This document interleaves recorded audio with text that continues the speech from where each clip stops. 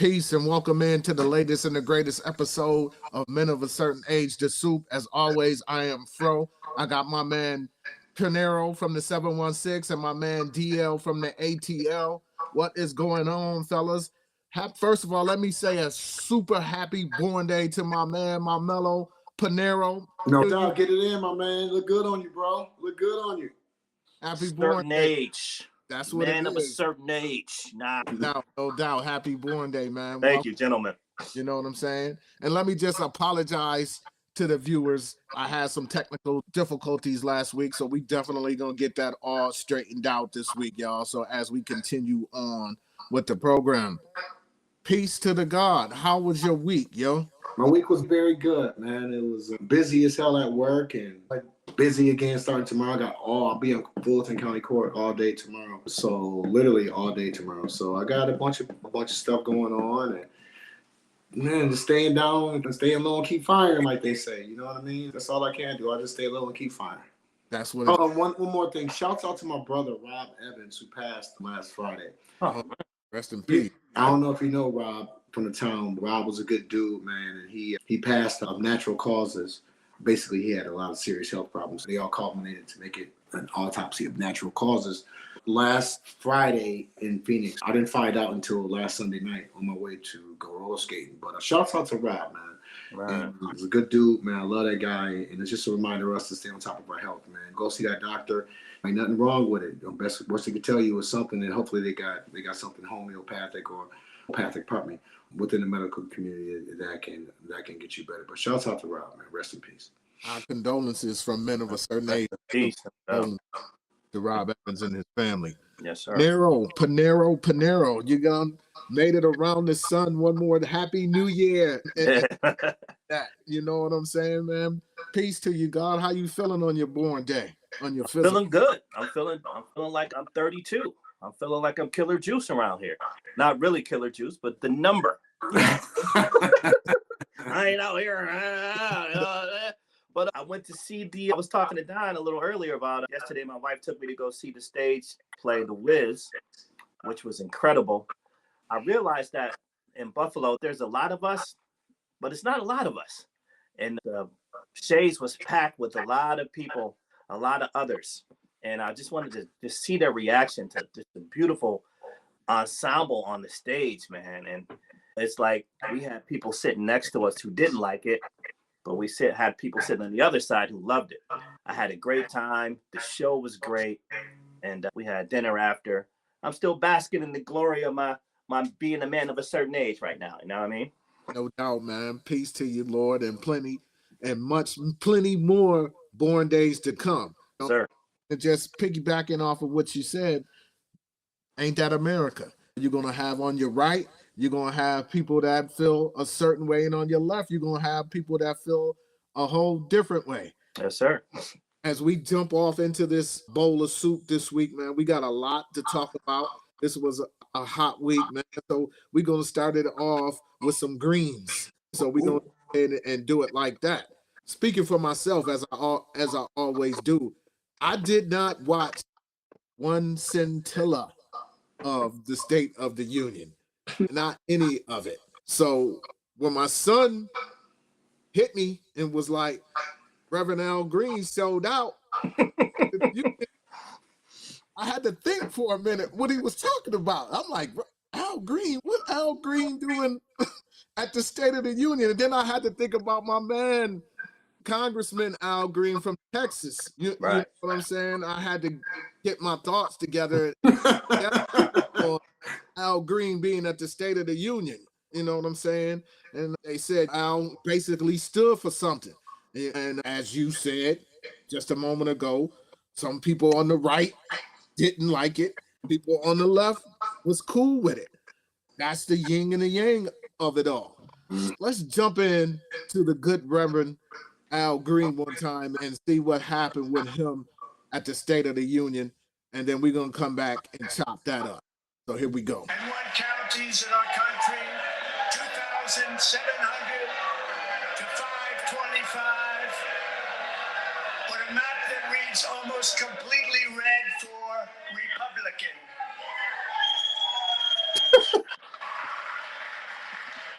Scott is great.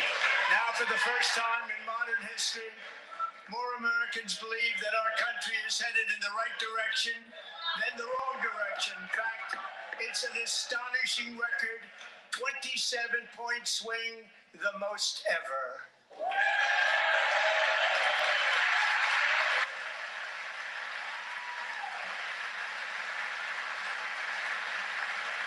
He's good. Look at Newt laughing. Small business optimism saw its single largest one-month gain ever recorded, a 41-point. Shut up, JD. Members are directed to uphold and maintain the quorum in the House and to cease any further disruptions.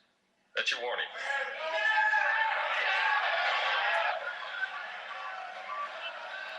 Members are engaging in willful and continuing breach of the quorum, and the chair is prepared to direct the Sergeant at Arms to restore order to the joint session. Kick the nigga in. Okay.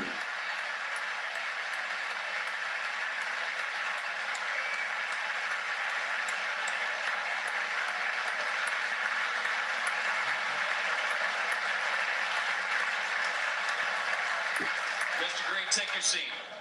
Take your seat, sir. Take your seat. Finding that members continue to engage in willful and concerted disruption of proper decorum, the chair now directs the Sergeant at Arms to restore order. Remove this That is Congressman Green of Texas, 77 years old. He is being escorted out of the chamber at the order of the Speaker of the House because he was not maintaining decorum during the president's speech. So I'm coming to you for, I'm going down to the dirty. You know what I'm saying? When you first heard the word of Al Green throwing hot grits on Trump during his State of the Union, what was your thoughts on the good ref? I love to see it, man. He's from a different image of, he's from a different era of civil rights. It's good to see that. That's the John Lewis, that's the take it to you, that's the fire and brimstone that we need, because too often we've been docile in just letting this guy say and do what he's been wanting to do, and letting the right in general doing what they want to do. Not that I'm left or right, but I'm more on the side of democracy. You know what I'm saying? So I'm thinking that's a great way to show force and stand up against this obvious wannabe tyrant because of his actions and because of his constant lies and just lies. 2 hours of lies the other night. I didn't watch it probably for the first time. I think I watched one of his and I haven't watched one since, because once I realized he was a liar, there's no reason to even engage with him. I just try to keep track of what he's got going on. But it's good to see that. It was interesting to see that Jasmine Crockett held her seat when she's a fellow congresswoman from Texas. So I'm sure she probably has some strategy behind it. And I appreciate him being a sacrificial lamb on that day. So Panero, when you got wind of what Al was putting down during the State of the Union, what was your thoughts? What was your immediate thoughts? Where did it take you to? My first thing was, why this Green? You know what I'm saying? What happened with Marjorie Taylor Greene? With the fur, with the white fur on, she was screaming off at people, this, that, and the third. She wasn't escorted out. You know what I'm saying? So what got me was JD Vance. He was already throwing the signal up, get him out of here, get him out of here. Right. Man, sit your ass down, man. I'm glad that he did it. I'm glad that some of the Democrats are finally on some, there was a point where they go low, we go high. Nah, it's over for that shit. They going low, you got to go low too. When someone asked Jasmine Crockett about Elon, what would you say to him if you saw him? She was like, fuck off. You know what I'm saying? This is what they got to do. You can't be going high and they going low. You're going to have to, sometimes you got to stoop to that level, punch a motherfucker in the mouth. You know what I'm saying? That's my take on it, though. And with JD in the background, though, to get him out of here, shit, man, sit your ass down, man. JD Vance is the worst, man. So it's like this was censured by 10 Democrats, and this is their layout. This is their makeup. Is this to y'all that this is what these Dems look like right here? Come on, man. All these Europeans, You know what I'm saying? And it's not shocking. You know, what people really have to understand is this: is just because they Democrats don't mean that they don't hate black folk. Exactly. And so let's not get it twisted. All of these people here voted to censor Congressman Green. And then you think about it, of course, as always, it was the GOP who said it, because when your man from South Carolina jumped up when the real big homie was putting down his State of the Union, and dude jumped up and screamed, "You lie!" Somebody was talking about walking him out. You know what I mean? So what's good for the goose is good for the gander, as our folks once said. Yes, sir. So let's get to this, a little bit of Al Green, what he had to say to Congress after all of this went down. Let's get to that, UH. Speaker, and still I rise. And still I rise, a proud, liberated Democrat. Unbought, unbossed, and unafraid. And I rise today, Mr. Speaker, to call to the attention of the House this place that I revere, and notwithstanding recent events that I have great respect for. Mr. Speaker, I rise today in response to the censure that took place as it relates to my behavior. I have been told by some that they did not have an opportunity to hear the actual resolution as it was read. Okay. I have here HRES 189, the censure resolution as it relates to my behavior. I believe this resolution should be read. I am not in any way upset with the Speaker. I want people to know that the Speaker did what he was supposed to do. He did what he was supposed to do when we had the joint session of Congress. When I interrupted, the Speaker called it to my attention. He did it on multiple occasions. I have no reason in my heart to be upset with the Speaker. Later, persons came over and escorted me out. I appreciate them. They were very kind to me, the officers, very kind. They said kind words to me. And as a result of my behavior, I have been censured. I'm going to read the resolution and give some commentary. It reads, HRES 189, in the House of Representatives, Mr. Newhouse submitted the following resolution, which was referred to the committee on, and the copy that I have does not have a committee. I'm not sure it was referred to a committee. It may have come straight to the floor. But regardless as to how it arrived, it did. And I'm not contesting the procedure. The resolution reads, censuring Representative Al Green of Texas. Whereas on March 4, 2025, during the joint session of Congress, convened pursuant to House Concurrent Resolution 11, the President of the United States, speaking at the invitation of the House and the Senate, had his remarks interrupted by Representative, disrupted the proceedings of the joint address and was a breach of proper conduct. And whereas after numerous disruptions, the representative from Texas had to be removed from the chamber by the sergeant at arms. Now, therefore, be it resolved that 1, Representative Al Green be censured. 2, Representative Al Green forthwith present himself in the well of the House of Representatives for the pronouncement of censure. And 3, Representative Representative Al Green is censured with the public reading of this resolution by the Speaker. Some things bear repeating. That concludes the resolution. But some things bear repeating. I respect the Speaker. I have no ill feelings toward the Speaker. None toward the persons that escorted me away from the floor, because I did disrupt. And I did so because the president indicated that he had a mandate. And I wanted him to know that he didn't have a mandate to cut Medicaid. I did this because Medicaid is the only insurance many people have in this country. I am blessed. As I stand here now, there's a physician waiting. If something should happen, I will be taken to that physician.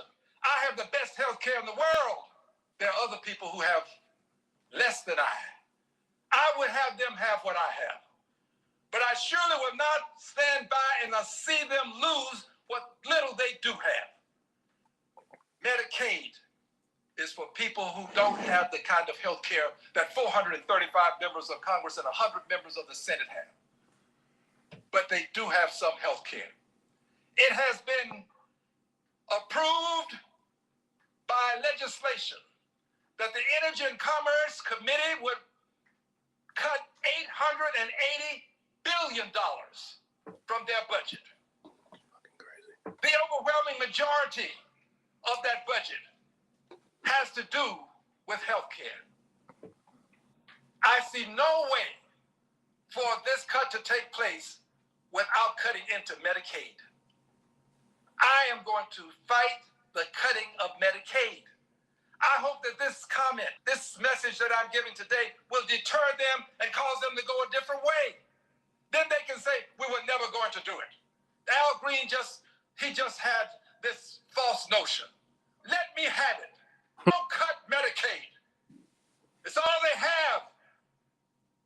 This is the richest country in the world. Mr. Musk has doctors. He will get the best health care.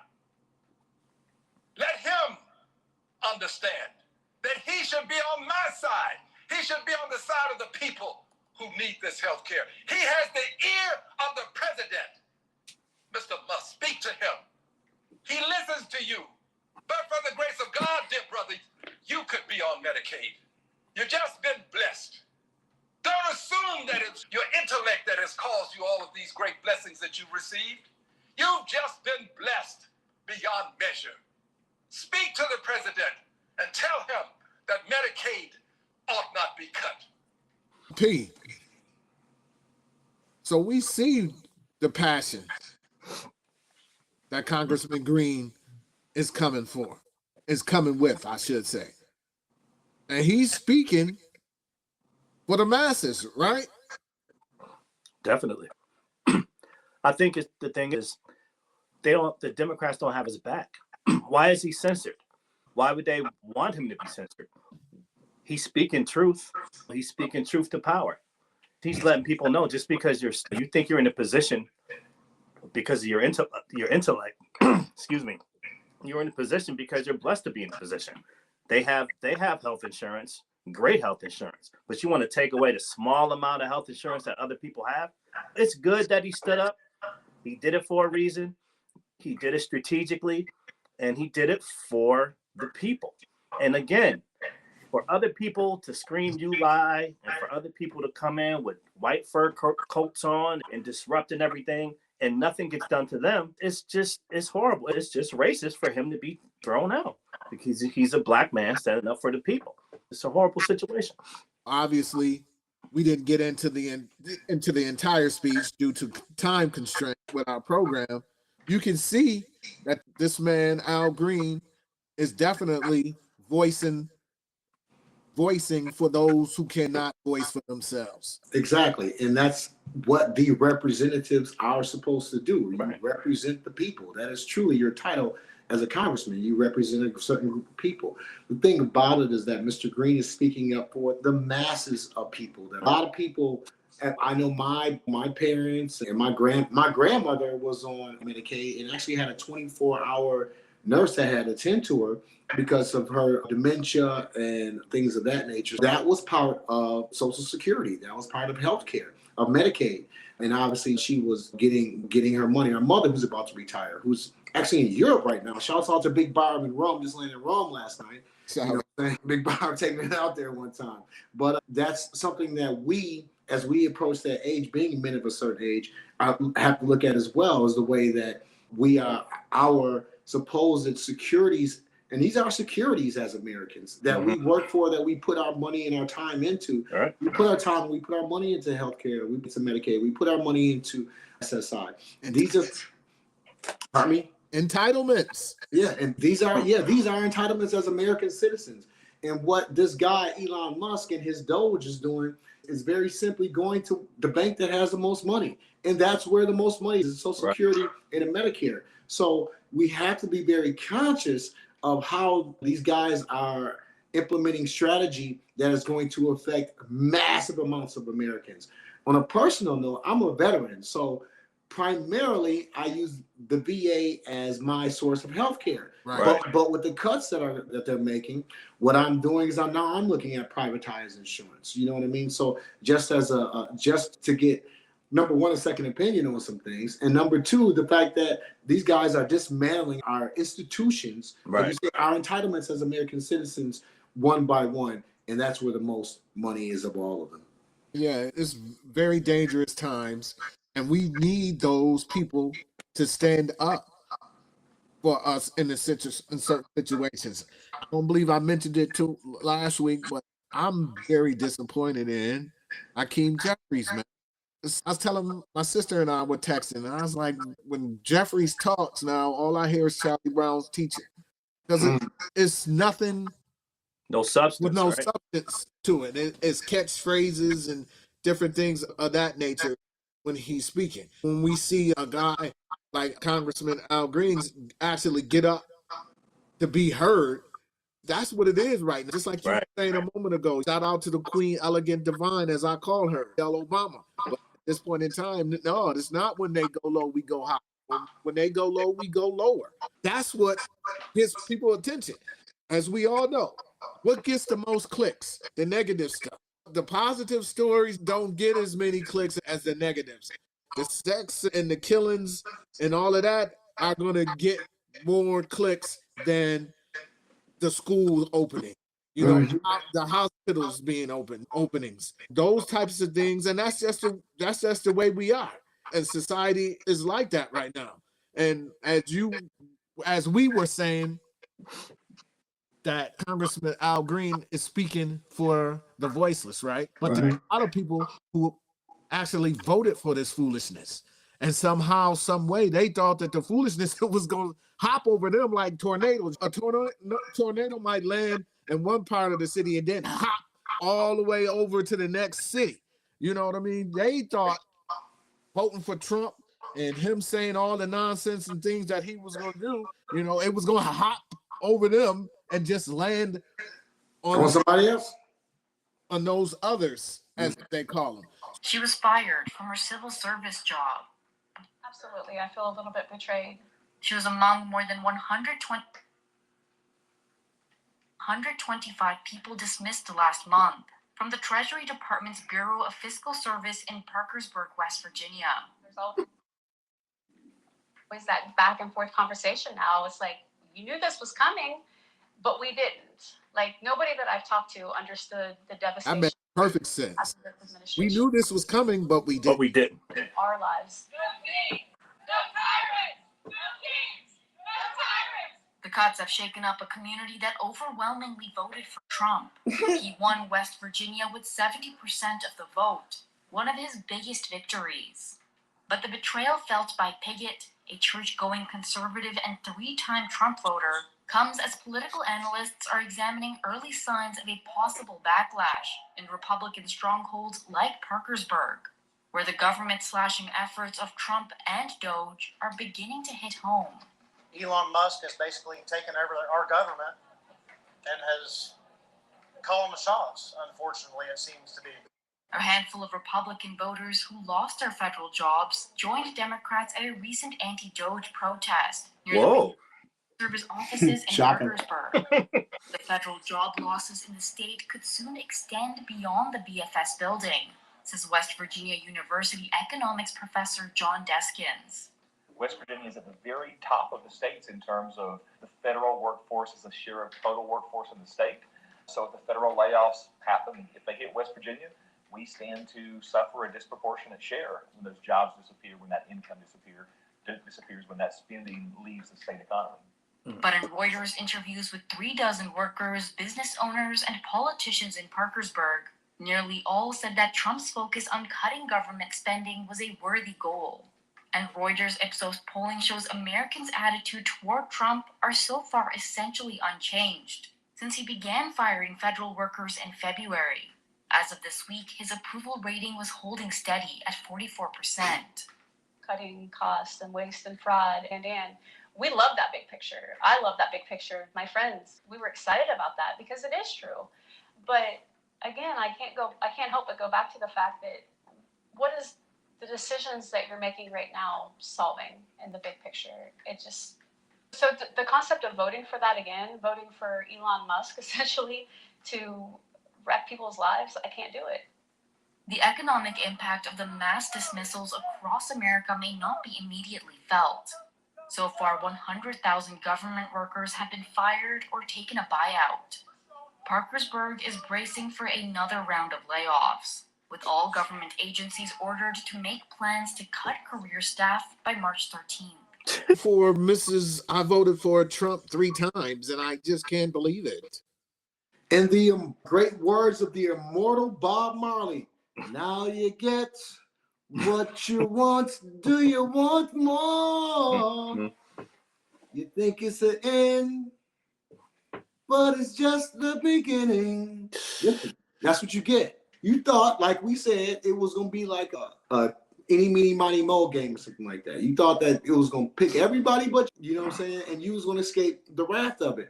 But they didn't listen. Like, he clearly, this is what I don't understand. And I say this every episode. He told them what he was going to do. He told them he was going to cut federal jobs. They thought that it wasn't going to be them. He told them he was going to cut the VA, but yet veterans stand behind Trump. He told them he was going to side with Israel, but the Palestinians stood on the side of Trump. He told them he was going to do mass deportations, but the Latinos stood with Trump. He told them that he was going to reinvigorate the prison industrial complex, but yet still some Negroes voted for him as well. So it's important that these people understand the full weight of what's going on. And one more, I'm going to end it with the great words of Gangstar, because they can't handle the whole weight of what's happening out here. And I'm glad to see it. Panero, any empathy, any understanding, that's sad. No, I told you I'm on break for 4 years. I'm done with it. I don't have any empathy for them. Like Don said, he came right out and told you. It's what the bottom line of it is you chose white supremacy over your own interests. You had a beautiful black woman who was going to take care of you, but you decided that she wasn't good enough. So because she wasn't good enough, because of your whatever you got in your system that wouldn't allow a black woman to run the country, now you have to suffer for that. She had programs. She was ready to help you out, but you didn't want it. So now you felt as though that, like you said, Les, the tornado was going to jump over you and hit somebody else's house. Trump does not give a fuck about you. It's just that simple. The thing is, it's a class thing now. You thought because you were white, he was going to take care of you, but you're not in his class. So you're done. If you don't have enough money to lobby this dude, it's a wrap for you. So if you think that you're better than someone else because of what you look like, Trump don't give a fuck about that either. Your job is gone. Your farm is gone. Hey, Nebraska, how's it going? In 6 months, you'll be bankrupt. He don't give a fuck about the orange or your college jerseys. All he cares about is the orange and his tan. That motherfucker don't care about none of y'all, man. It's a wrap. And I'm going to just sit here and watch. As you said, we're going to let the clock run out on all their asses. So what I want to do is this, UH, is I want to piggyback off of something that you said earlier in your diatribe when you were talking about the Latinos. Provided us with documentation of his legal status. He says this experience has shaken his faith in the immigration enforcement efforts of President Donald Trump, for whom he voted. He says this is what Yenzi Machado managed to record on his phone Wednesday. He says while he was driving to work with two other men, he was stopped by ICE agents on Lamont Drive in Manassas, a short distance from his home. He says he was confused by what was happening, why agents surrounded the pickup truck. He spoke with our sister station, Telemundo 44 reporter Rose Beliz Quinones, who was the first to report his story. Just got out the car with the guns in the hands and say, turn off the car, give me the key, open the window. And, it was really fast. Machado says the agents said the name of a man they were seeking for a deportation order, someone who had given Machado's home address. He said that was not his name, and he did not know anyone by that name. He offered to show them this, his real ID compliant Virginia driver's license. It has a star in the upper right corner and requires proof of lawful status. They didn't ask me for any ID. I was telling the officer if I can give him the ID, but he said that just keep my hands up, not moving. That's right. Keep your hands where I can see them. I told him to get out of the car, and then he put the handcuffs on me. Take that. And then he went, Crump. how did I get into this country? And if I was waiting for a court or if I have any case. And I told him I was like an American citizen. And he looked at his other partner smiling and saying, you believe this guy? Because he asked the other guy, you believe him? Machado said he was uncuffed and immediately released after showing his driver's license. The two men with him were taken into custody. He does not know why. The incident has caused him to reflect. Because, like I say, I was Trump supporter. I was a Trump supporter. Was. Like, just go against criminals, not every illegal Hispanic looking like that they will assume we are illegals. Do you think that's what they're doing now? That's what they're doing now. They're just following Hispanic people looking like. Immigration lawyers suggest that residents and citizens carry ID with them at all times. In Manassas, Jackie Benson, News 4. Better have them freedom papers with you. So once again, he thought the tornado was going to hop over him and only land on the quote-unquote gang leaders and drug cartel members. No, Hector, you're one of them. Anytime we see you, whoop, whoop. You know what I'm saying? And if it's for y'all, you better believe we pulling y'all over. I can remember when I first started driving, you know what I mean? And Craig would give me the wheel. We would have to take our hats off. Oh, yeah. Because if we were in the car and we had 4 baseball hats on, whoop, they were going to pull you over. So now Hector and Consuelo and Jesus and Juan and Pedro. And Jose, now y'all know you're not like them. Y'all not like us, but y'all closer to us. Right. Are to them. Hector, You know, this I guess it's more than the black effect radio. Now they're getting what we've been getting for literally hundreds of years. They're instantly getting stereotyped. Instantly.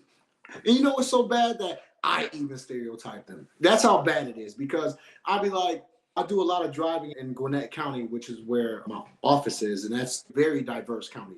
A lot more Hispanics than Fulton County, which is where I reside at. A lot more Asians, but you still have the classic older whites that have been there for quite some time, and it's a smattering of us as well. A lot of Africans, a lot of West Indians, that part of town. Anyway, but the thing about it is that I see them all the time, and for a while I was like, these people are really going to go through some hardships and so on and so forth. But now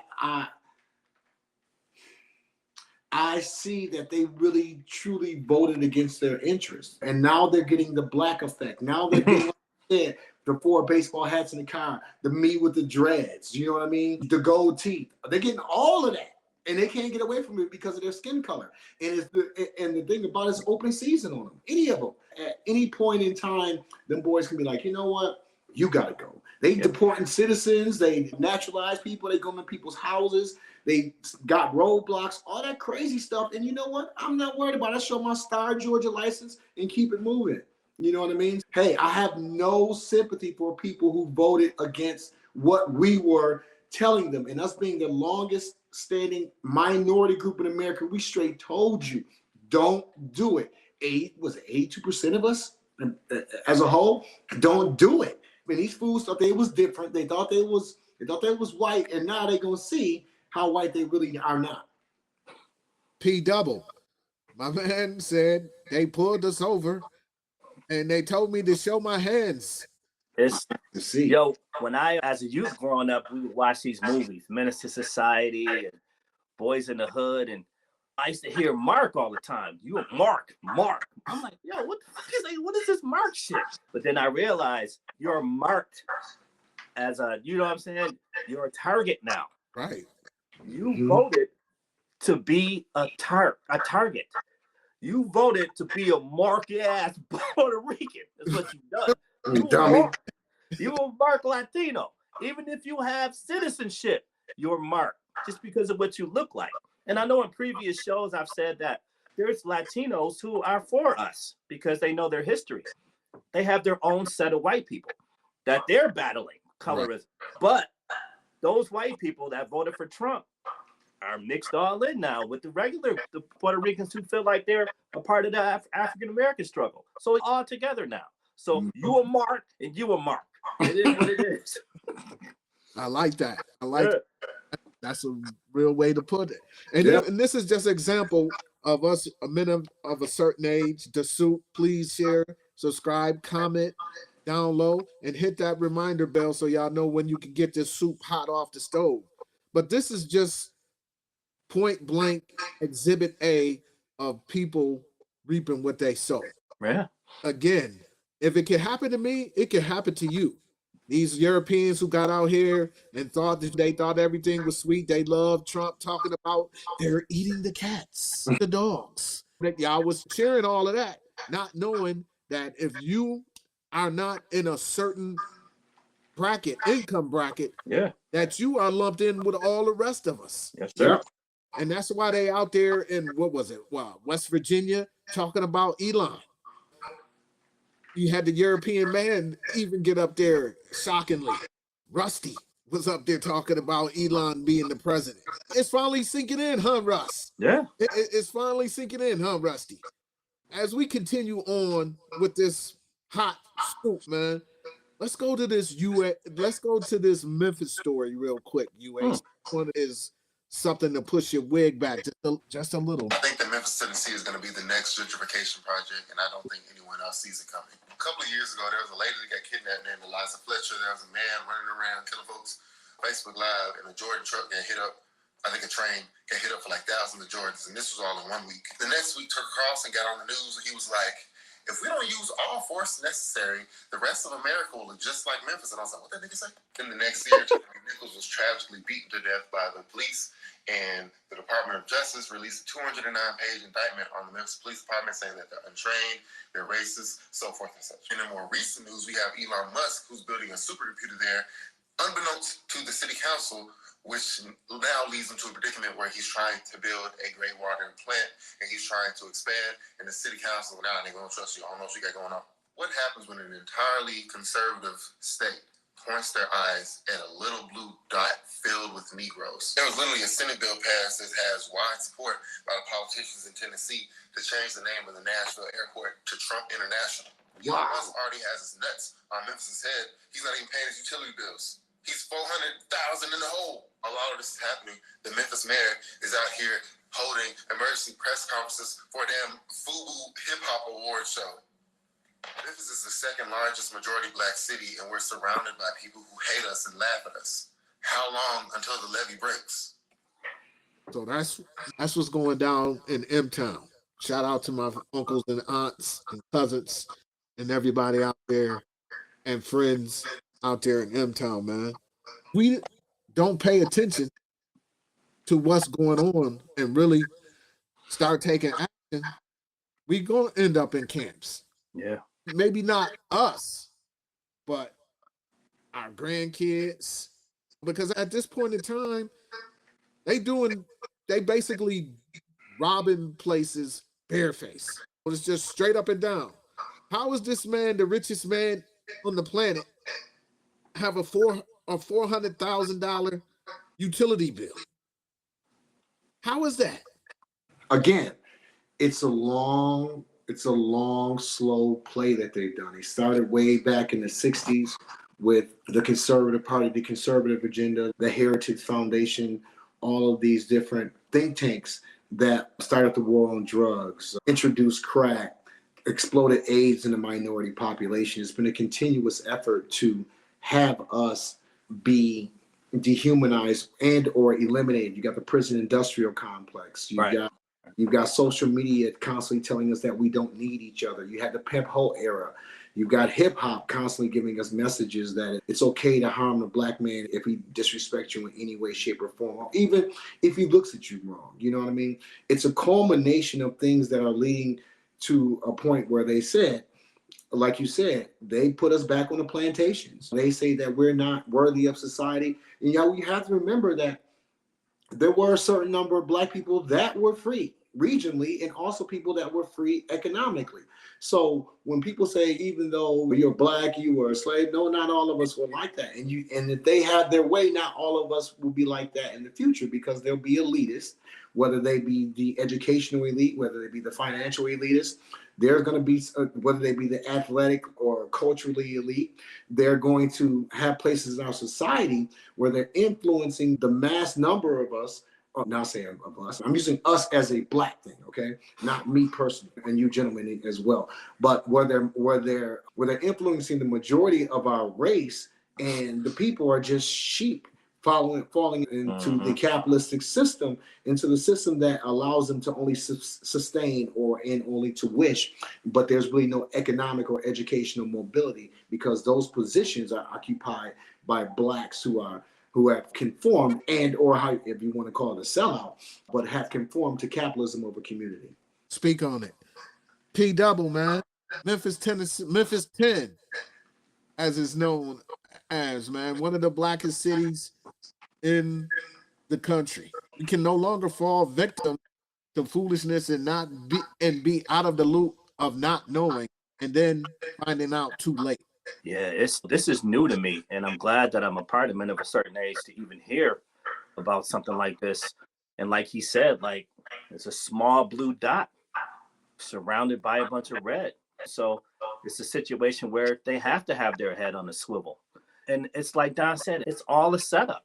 You get, like you're saying, you're getting rid of these people, the undocumented people that are on the farms, yet you have the police out here going out here doing whatever they want. Who are they going to arrest? They're going to arrest us. Who are they going to put out on those fields? They're going to put the industrial prison complex out there on the field. So it's a pattern. It's been going on for a while. Don said it's like, it's incremental, but it's still in your face. It's slowly happening, but they're doing it barefaced. And it's just criminal. It's straight criminal. What Trump is doing, what Elon is doing, they're doing it without any constitutionality at all. They're bypassing the purse. They're bypassing Congress. They're using excuses as if it's an emergency to do these executive orders. And they're ruining people's lives. And like you said, they're doing it barefaced, man. It's horrible. And it's crazy because I had no idea about the airport. That's the first I had. Yeah, that's wild. Had even heard of that. They talking about renaming the airport Trump International. Shit, the Gulf of Trump. Shit. For what reason? I have no idea. But man, again, what we try to do in the soup is we try to enlighten. We like to have fun. We like to laugh and joke, but we also like to be serious because we living in some very serious time. I had something that I wanted to share with the fellas and the rest of our peeps who check in on the soup from week to week, man. A couple years ago, it was longer than a couple years ago. It really before Bill Cosby got in trouble, man. when they actually set him up for the downfall, that I had come across these videos of Cool Kaz really talking Black Power, talking militant, talking some building us up, which he's always been about, even when he got older and started going ham on folks about Black names and different things of that nature. You ain't always right, no matter who you are. Right. There are times that you can be wrong and say things that are wrong. All of us. So I'm saying that to say, if you ever catch a video on YouTube of a young Cool Kaz and he got the DMC leather blazer, Leather on, yeah. you better press play and listen to what Cool Kaz is putting down. And we all have to really think about, because we was raised on the Cosby Kids, from children to 20s to our 20s until we became men. Now let them know, Fro, we talking about Fat Albert and the Cosby Kids. We ain't talking about Rudy Huxtable and them. It started off with Fat Albert and them, and then graduated to Theo and the Huxtables, and so on and so forth. So what I want to do, man, is I want to play a little clip on Cool Kaz before we get into this sports. All right, that's cool. What we talk about Cosby was colorless. No, Cosby was very much a race man. He made that clear. The thing that's most evident is his hosting of the 1968 special Black History Lost, Stolen, or Strayed. It's actually written by Andy Rooney. There was a whole series of specials that year by CBS called Of Black America. Rather than burn down the neighborhoods, let's put some Black people on TV. Did you know in some states it used to be against the law to teach Blacks to read or write? That special is really powerful, and it was not comedic in any way. It was not Cosby. He literally was being militant about stuff that you do not know, that they're not teaching you. Sometimes we did get into the history books. All wrong. And what's interesting about it is he is quoting from history books. He's angry. He's disgusted. As for Sambo, he goes through this litany of names. How about the North Pole? The first man there was Black, Matthew Henson. All these names that nobody knows because they were Black. And the point he's making is about the whitewashing of history. It talks about how our self-image has been deformed because of racism. Yeah, man. Shout out to one of our legends, one of our quote unquote fallen heroes, Bill Cosby. Like I said, it was a long time ago when I actually stumbled across these programs. He'd be up in front of the chalkboard, right up. And it was the first time that I had saw Bill Cosby in that type of light. And this was like I said, this was like right around the time when he was catching heat for talking about us as Black folks, naming our kids crazy, quote unquote, alleged crazy names and different things of that nature, and talking about hip hop and different things. Again, he evolved, he changed as he continued to live. We got to recognize the power and the knowledge that he always tried to give us. And when the Cosby Show came, he didn't come as a janitor and his wife stay at home looking for a job. You know what I mean? He came back as middle class Black folks, which painted us in a different light from seeing us in Good Times or That's My Mama or what was it? 227? All that. It was middle class Black folk, you know, and that was something that we had never seen on TV. The Jeffersons to a certain extent, but again, that was them moving on up, trying to get to that level and then assimilating to that level. Whereas on the Cosby Show, they were already at that level. This is who we are, and this is how we getting down. Had you caught leather coat, a leather blazer, Bill Cosby before, P? Yeah, I got it a while ago. And it wasn't like I was looking for it. It found me. And I was looking around, wait a minute. This is Bill? There was a young Bill, and it was like a militant Black Bill. And the Cosby Bill that we grew up on Fat Albert he gave us lessons, and it was fun loving, and we loved Fat Albert and the Cosby Kids, but it wasn't as informative and as militant And as this young Cosby was, because he was giving jewels, he was letting you know, like, your image is important, and that Black people discovered a lot of things. It wasn't more of a I have to please the networks type thing. It was like, I'm letting y'all know that we was first doing this, that, and the third. You know what I mean? It wasn't, I'm gonna sing a song for No, you. it wasn't. It wasn't. We're going to see the Brown Hornet. Everybody doing the same joint. Yeah, all up in here. It wasn't Rudy getting it in with you know what I'm saying? It was, I enjoyed it. It surprised me. But again, we evolved. I felt a certain kind of way when I was 30. Now I'm a man of a certain age. I've changed on some of my views. And sometimes, like you said, Fro, we can be wrong here and there. We're human. And I think the thing that I didn't like when he was talking about the names, because I know the history of why we named our kids certain things, because once they get lost out there in the world, when back in slavery, you couldn't just name your child anything, because it had to be something unique. So when you find them, you know who your child is. And that stuck with us until now. So shout out to people who naming their kids what they feel. You know, this one girl named her daughter, LA, and it was a dot, and it was SHA. I was like, what's her name? She was like Ladasha. I said, okay, now we're taking this a little too far now. We're going a little too far with Ladasha or whatever. But again, shout out to Cosby back then and now. Had you ever caught Run DMC Blazer Cool Cosby before? Yeah, I caught him on a mic. You know me, actually, I caught that early. Probably beginning of social media, I caught it. Oh, okay. Yeah, I never was really too hard on Cos, because Hollywood then, now, the early 70s, who knows what them boys was into. I try to avoid passing judgment on anybody in entertainment, because that's a completely different set of rules that we don't play by. But obviously, if he was wrong, he was wrong.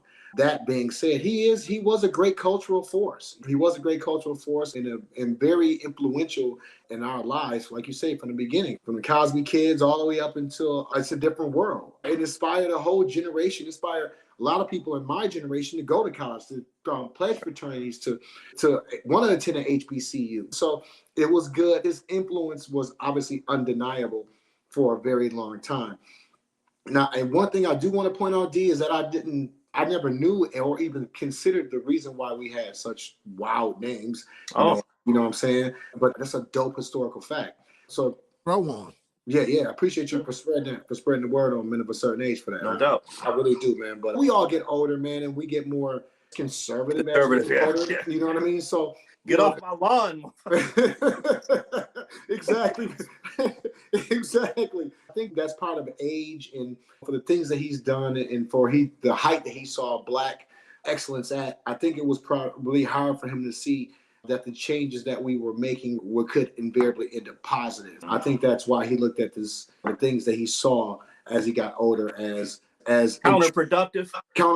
Perfect word. Because he put so much work in. Yeah, counterproductive to what the goal he thought was. Shouts out to Cos, man. Keep, you know what I'm saying? Just because somebody tell you ain't supposed to like somebody don't mean you're supposed to hate them. Well, listen, he's always going to hold a place in our hearts. Yes, you know, as long as we are breathing, we cannot erase a Bill Cosby out of a Black history. And let me just say this, P. He might have came across that name too and was like, "This is all I can stand." I can't stand no more.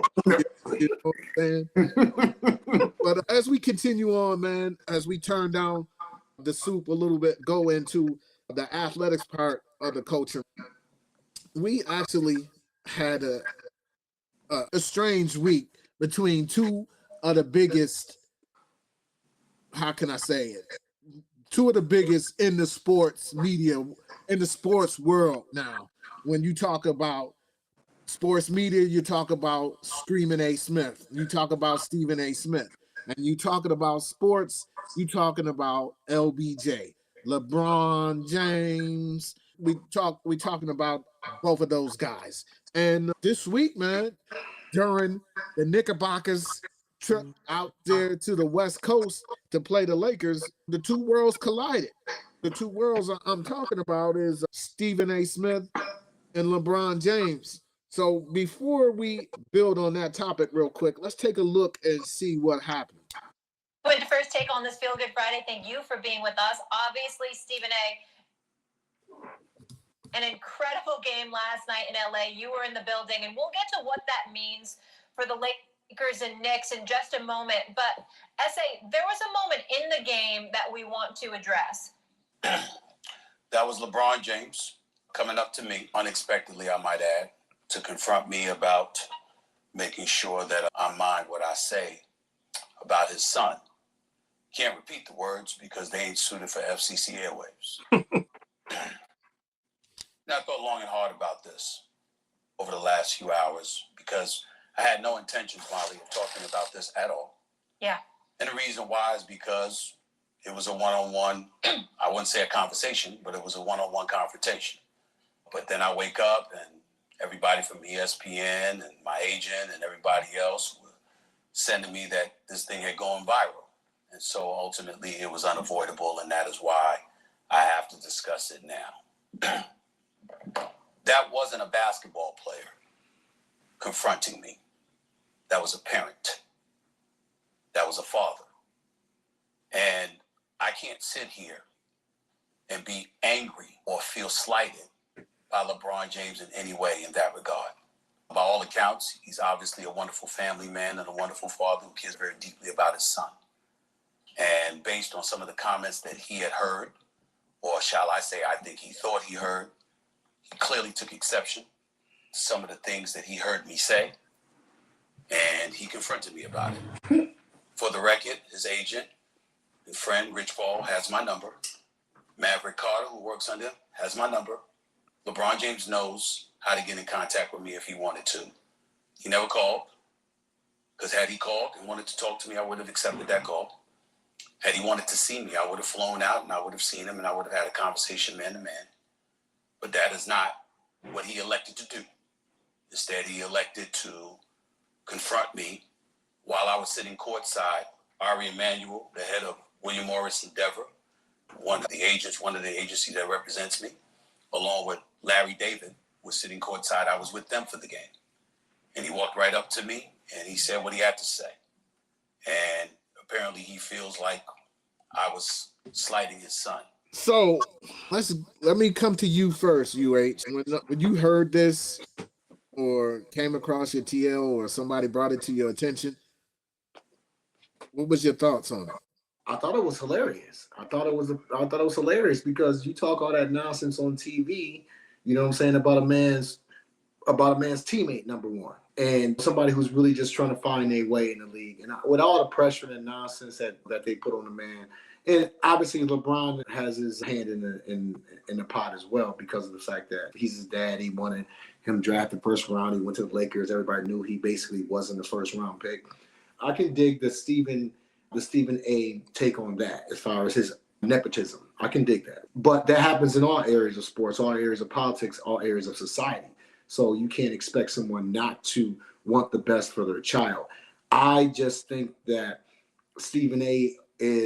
has become something bigger than what his place is. And the reason I say that is because, like I said, he's a sports guy, right? If you're a sports guy, talk about the sports stories, don't make stories up, don't give you a personal opinion on things, stay in sports. You might want to hop over to General Hospital. I told you he's a habitual lane changer. But without the signal, this boy might be doing anything. Man, you might want to focus on the actual stories as opposed to the things that are going to sensationalize or increase the ratings, and just really get into sports, because I think that's what people are more concerned about. Last week, we talked about how the NBA All-Star and the state of the league and things of that notion. And I think Carmelo made a good point. He was like, listen, man, I watch his 5 p.m. in Brooklyn joint. His joint is nice.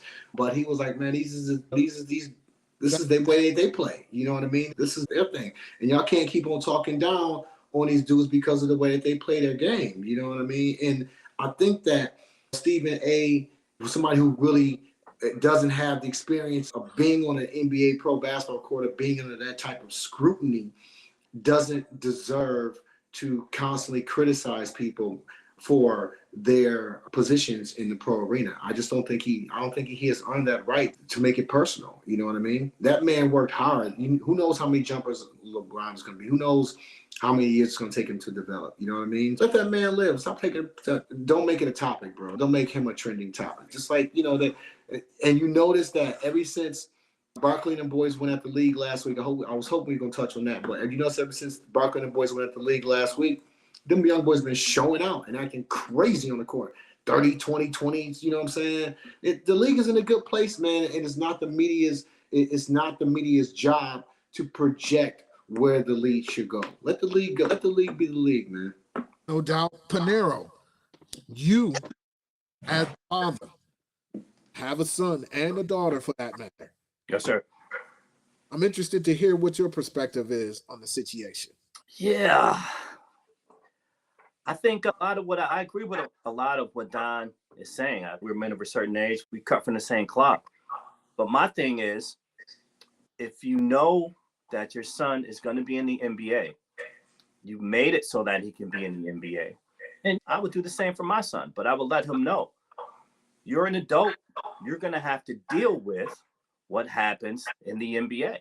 And what happens in the NBA is scrutiny. It's criticism. It's motherfuckers like Stephen A. Shedeur Sanders is going through it right now.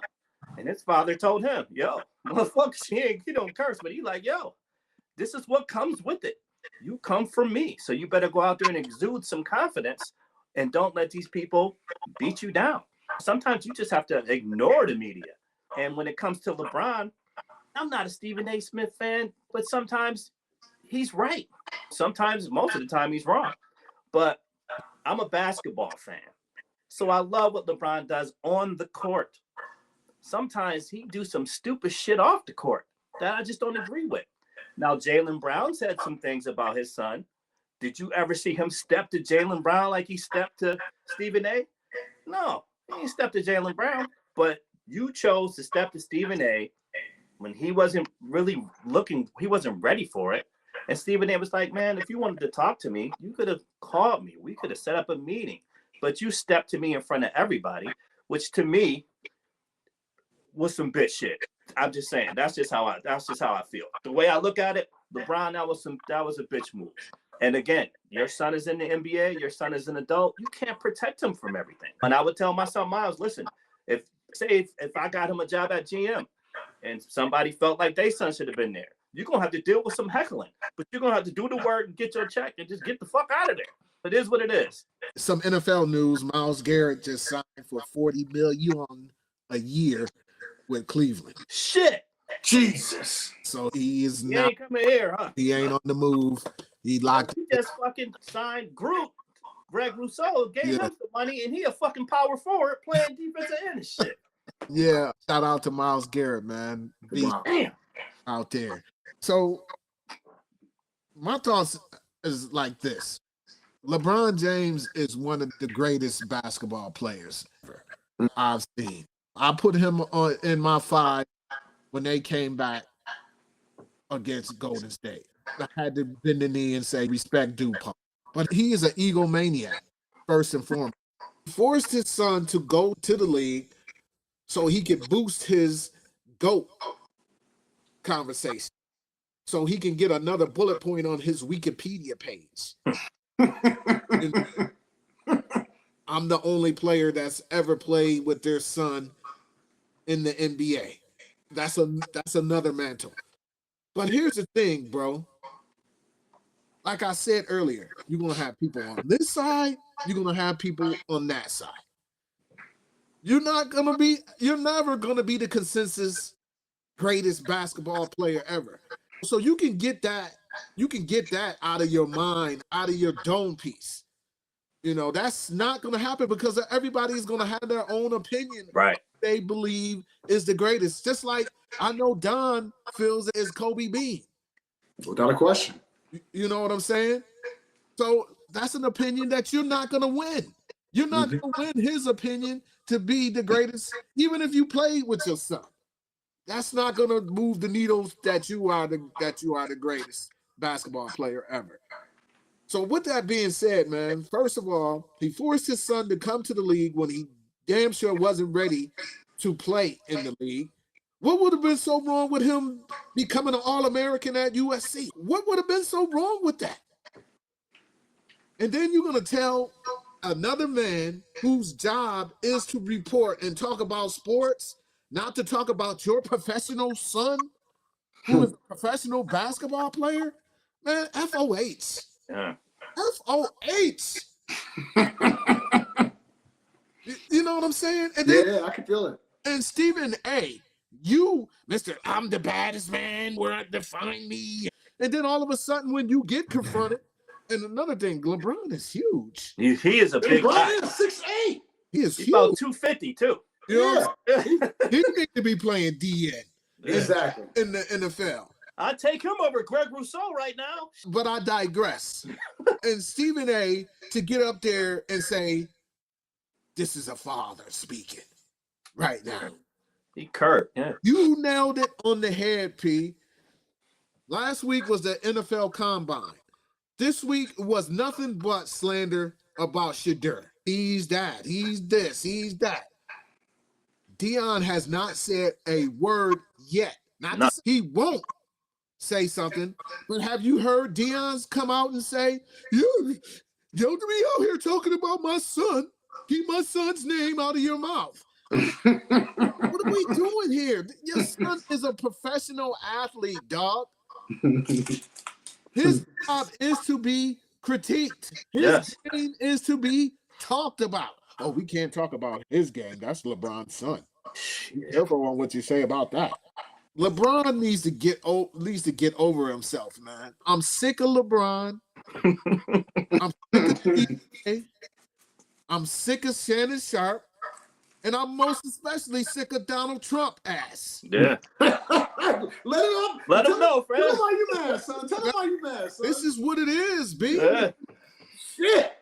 You know what I'm saying? They all talk that nonsense. I can remember when the NFL's talk was, what is the NFL going to be when Brady and Manning and Breeze retire? What? The NFL is cooking like it ain't never cooked before. It'll be the same thing when LeBron decides to stop hogging and sucking all the air out of the gym. You said it earlier, Don, about Chuck. And I know you're not a Chuck fan. I'm not a Chuck fan on the mic, but I liked Barbie on the court. On the court. You know what I'm saying? But from time to time, he can be right in some of the things that he says. And when he said that ESPN had their head so far up the Lakers behind since this Luka trade, it's ridiculous. Every day and every morning, I don't have to be to the ship until 11, man.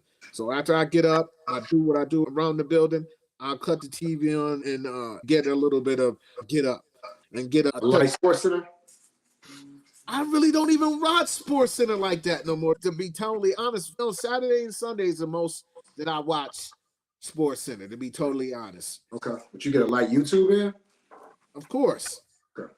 But what I was saying is all day, all the morning shows was Laker this, Laker that, Laker this, Laker that, Laker this, Laker that. So when Chuck said that, it was like he was in the back of my mind. Because I was like, man, I think no other team there's no other team in the NBA but the Lakers right now. That could be. I respect what you're saying because I definitely got my eyes on that. But you know what? We got to keep it 100. That could be coming from a place of a diehard Boston Celtics fan. I'm not a diehard Boston. I'm not diehard Boston. So let's not do that. You know what I'm saying? The reason why I rolled with the C's was because KG. Okay, I'll give you that. You know what I'm saying? That's my favorite club. Okay. You know what I mean? That being said, the Knicks. I'm a Knick. That's what you are, a Knicks fan. You are, damn it. Knickerbocker. Yeah, my fault. You know what I mean? That we are. Oh, boo. Boo. I sit there and I watch them and I listen to them pontificate all day long. And then these dudes want to talk about, they always pining for the ninth. They talk about LeBron all day, every day.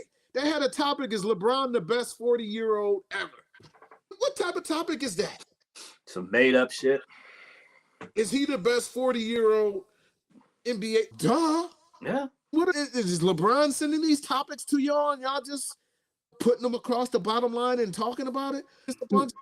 It's a bunch of BS with that, man. And LeBron was a sucker for that. And Yeah. all he doing is embarrassing His son. Yeah. How his son gonna go in the G League locker room after his daddy in front of millions of folks talk about keep my son name out your mouth? How you gonna go in the locker room and have respect from your teammates that is fighting your battles for you? That's a good point. Making it harder for the kid. It's sickening, man. And no, I'm not a Laker fan. And I have not had love for the Lakers since Magic. You know what I'm saying? When Shaq and Kobe Lakers, FOH, man. Out of here. You know what I mean? But yeah, man, that was just something I felt that he was monumentally wrong for that. As being parents, like you said, Pete, you can't introduce your son into a position and then if your son is not performing, then go to the boss and be like, yo, you being too hard on my son. Not to say that Stephen A is a boss or nothing like that, but that's his job is to critique what's going on in the NBA. And it wasn't like he was saying, oh, he's a bum. He's a bum. He just saying he wasn't ready. Ray Charles and Stevie Wonder could see that. And I do agree with that. He definitely wasn't ready, and he definitely shouldn't have been a first round pick. So I do agree with that. Totally. And let's just suppose that to Kyan Anthony. Now he coming to Syracuse next year, and obviously Carmelo is not on the same level as LeBron's notoriety and all this other type stuff. But he is handling it in a totally different way than the Jameses did. Different. I've seen him on the podcast, 7 p.m. in Brooklyn, when he said, we're not even talking about the NBA. Because I know he ain't ready. He ain't ready. But there's a huge difference between Carmelo and LeBron also. Is that you mentioned 7 p.m. in Brooklyn. So number 7. God bless. Yeah. Exactly. So he understands. He has an understanding more than what LeBron has. And also, like you said, LeBron is the egomaniac too, man. It's just, you can appreciate what he does on the court, but man, off the court, who's giving him advice? Go ahead, you good. No, I'm just saying, if he's getting advice and if he's getting good advice, he's not taking it, because we can see from here that what he's doing is just showing that he's an egomaniac. He's out of control, man. And another thing I'm sick of. Hold your thought there, UH. We coming. I'm sick of the debate, the GOAT debate. I'm sick of it. On my TL, if you follow any basketball site page, it is constantly on my TL about LeBron and Jordan. And I'm like, man, just give it a rest. They had Stephen A on there this week debating, what's the dude, Kai Cenat or whatever, about what the hell is he doing? LeBron and Jordan. And of course, the young boy is gonna be on all y'all ageism. He gonna take it right there as if stupid. You're getting older every day. Every day you breathe, you are getting older. You're not gonna be 21 or 22 or whatever you think it is, unless you die at that age for the rest of your life. You know what I'm saying? It's stupidity. Listen again, enough with the Jordan LeBron debate, man. Yeah, man. I'm at the point where I definitely like I said, we all are deeply enamored by sports. You know what I mean? We watch a lot of sports, watch a lot of politics. I'm sick of it too. Like you say, you're never going to change somebody's mind about. I guess I'm gonna back this up a little bit. They tell you not to talk about 3 things at work, which is sex, religion, and race, right? Because you're never gonna change somebody's opinion on it. So with the GOAT debate, you can talk to me about blue in the face of LeBron to score 70,000 points, have 10 championships, and I'm still like, being, you know what I mean? Some people are gonna be like, no matter what, Mike. You know, that's a matter of personal opinion. But I think that if you look at the way that these professional athletes are bringing their sons into the game, you might want to also look at the way Gilbert Arenas has brought his son into the game. You know what I mean? Because his son's going to USC. His son is a top recruit in the country. You know what I mean? And I've watched his highlights, and I watched him when Gil first started getting on the internet thing, how he was training with them and the different things that he was doing.